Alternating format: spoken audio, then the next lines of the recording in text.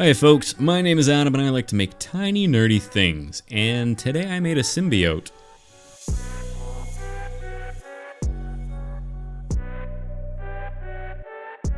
As always, the first step is going to be building up my armature. Now, you may be asking yourself, why is that piece of paper all crumpled up? Well, for the sake of full disclosure, this will be my third time trying to make this stupid sculpture, and I'm nothing if not overconfident.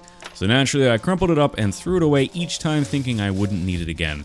Unfortunately, confidence doesn't necessarily negate stupidity, so I ended up having to root through my garbage a few more times. Now at this point, I've bulked out my armature with a bit of foil, but I find that foil is a bit too easily compressed, so I like to put a thin layer of cause clay over the top to keep it firm and help the next layer of clay adhere a bit more easily. And then we're on to the next step, which is admittedly not necessary, and in hindsight, I would probably avoid it altogether. But I thought I'd leave it in the video just so you can see my full process. Basically, I'm going to spend several hours making the vast majority of the sculpture before deciding once again that I hate it, and pulling it all apart before trying again. This time, however, it's going to mostly stick. I say mostly, and you'll see why a little down the road, but for the time being, this is the start of the end. I'm going to chop his arms off so that I can get a better body shape now, but I'll add them back in later. Otherwise, I'll get some feet in place before working my way upwards, bulking out the legs, and giving our noir anti-villain adequately ample buttocks. Nothing but butt.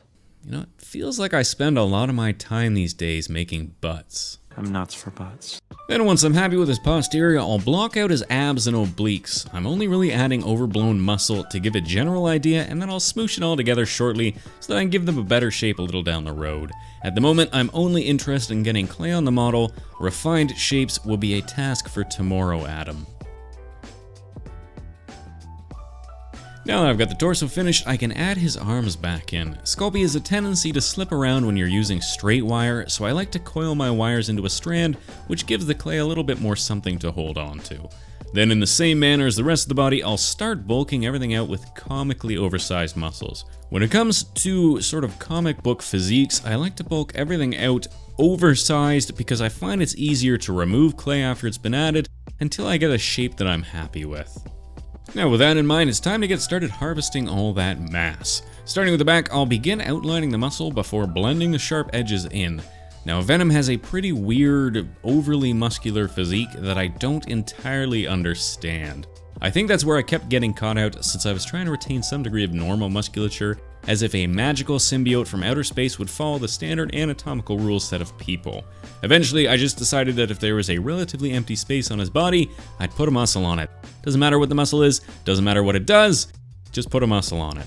But really, I feel like that's pretty good advice for life in general. Just put muscles on it. Cow, muscles. Dog, muscles. Whales, muscles. Carrots, muscles. At this point, he's pretty bulky and I don't want to add too much weight to his upper body, so I'm going to carve out his abs rather than add them on. Technically, Venom is a suit rather than an actual body, so I was somewhat torn between making his abs comic bookly overblown or somewhat softer like you'd see if a jack dude is wearing a bodysuit. Eventually, I went with my own advice and I just made muscles. And then I'm on to making the legs. I like making legs. Leg muscles are a lot more fun, I think, than arm muscles. Generally, they're a bit more interesting. For instance, if you lose your legs, you can't walk, but if you lose your arms, you still can. That's a fact. Look it up. Same as the rest of the body, I will build up the clay before adding any of the detail in. There is a huge amount of detail in the legs, and there's a lot of muscles that you can easily overlook if you aren't paying attention. So it's worth having some sort of anatomical reference at hand. At this point, the majority of the body is done, and I'm on to adding the final details, and as I stated before, there's a few spots that are a bit too smooth, so I'll add a bit more muscle on top. Then I'm ready to start blending everything together and smoothing out any of the tooling marks. To do this, I'll start by rolling everything with rounded tools and silicone shapers before painting the entire body in a nice heavy coat of isopropyl alcohol. The alcohol will soften the clay and remove a lot of the sharp edges that you would otherwise miss. Now, some folk prefer the sharp edges, so it's really just an artistic preference. I, however, like to add the texture a little later down the process. Now, up until this point, we've pretty much just made a super jack dude in a fancy stance. Now, what really sells Venom is his big spooky yelly face. In order to make that big spooky yelly face, I've rolled out a ball of clay that's roughly the same shape as a human face, and then I'll chop away a substantial portion until I'm left with a patented screamy Venom look. Then I can attach the head onto the body. Now, at this point, you know you've got the right shape if it looks like Hollywood tried to make a Pac-Man origin story. Then I can blend the head onto the body and make some teeth. Now, to make the teeth, I'll roll out some teeny tiny wormy dealies, then throw these teeny tiny wormy dealies into my makeshift tooth oven.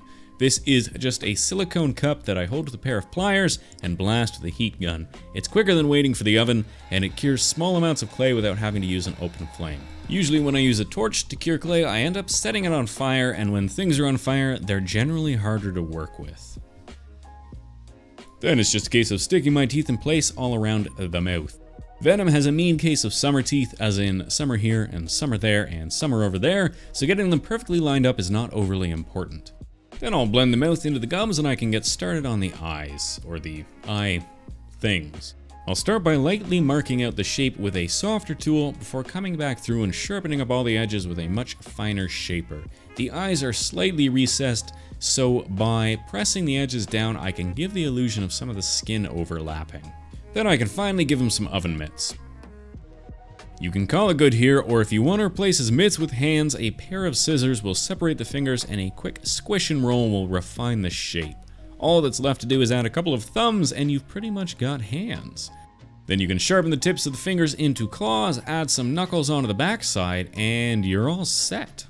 Once it's all been baked, I'm ready to add some texture, and this has quickly become my favorite way to add said texture. All you need is some kind of glove or textured pad and a little bit of Bacon Bond. Then you just kinda tap your way to texture. Once the Bacon Bond is cured in the oven, you're left with a terrific skin texture that is great to the touch and takes a dry brush like a champ. Of course, the most important Venom-related texture is the inclusion of a whole bunch of gnarly veins. These aren't really veins in the sense of overly vascular muscles, so much as they just seem to be the kinda gross addition of the symbiote bodysuit.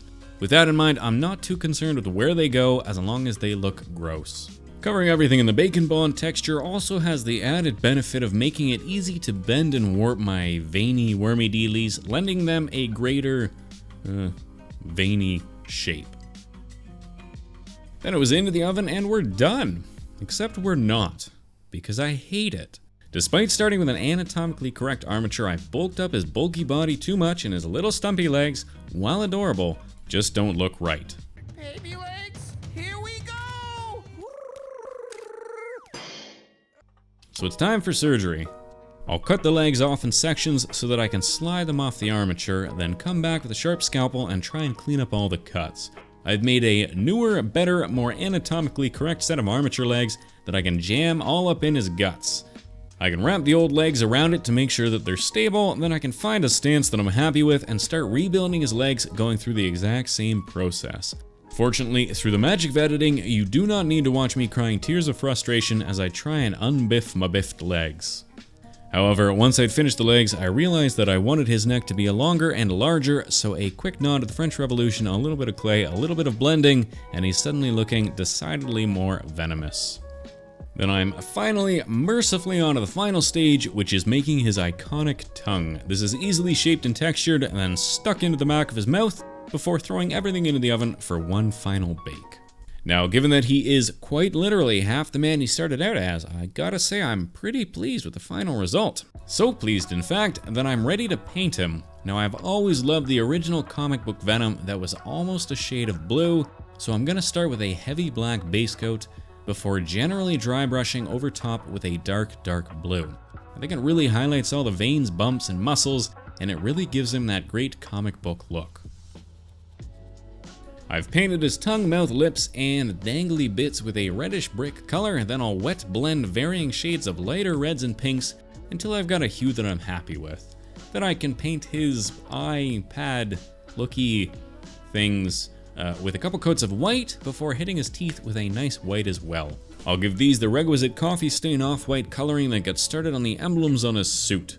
Now, Venom has white squares on his hand because reasons. And because he's such a huge fan of Spider-Woman style, he's got a big old white spider on his chest and back. Now, painting this took me a few tries. Fortunately, because it's white on black, it's easy enough to touch it up with the black and blue base coat before trying it again. And again after that. Eventually, however, I did have a set of symbols I was happy with, and I was ready to apply my final coat. This will be a nice, shiny gloss varnish to give him his iconic, slimy, shiny look. As far as making a base, I kind of painted myself into a corner by making him standing upright so I don't get to give him that sweet Venom leaping pose or the spooky Venom crouching pose, so I figured I'd just go uber simple with it and make a simple concrete base. So I've rolled out some clay and cut it into a circle using the old yogurt lid trick, then a bit of foil will texture it, and then I can add some more Venom goo running along the bottom. This is the same black clay I used for my first attempt at making Venom, and it works perfectly for adding the floor goo by rolling out little sausages and squishing them into shape. Then a healthy coating of black wash will highlight all the cracks and texture on the ground, and a coat of gloss varnish will shine up my goo. And then I'd say we're on to our Glamour Shots.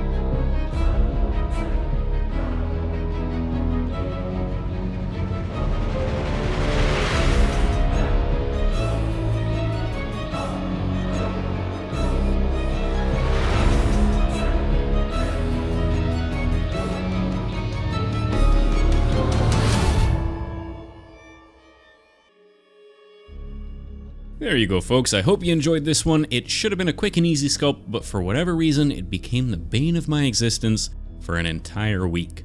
And speaking of my existence, I'd like to thank the people that help it continue. Spider Bruce 026, Lizard Hands, Rebecca Carlson, Joseph Coward, David Janes, Chris Pin, Corey V, Mallory, Mason Parker, Hong Wei Sin, Ross Gordon, Breath Thief, Denise Curley, Paul Frizzle, Carrie Friesen, Tom Jones, Breonna Peterson, and Michael M. If you'd like to help me make tiny nerdy things, then consider subscribing, hitting that like button, sharing this video, and leaving me a comment down below. What are some great anti-heroes or supervillains you think would make for a good sculpture? Otherwise, we'll see you next week. Cheers.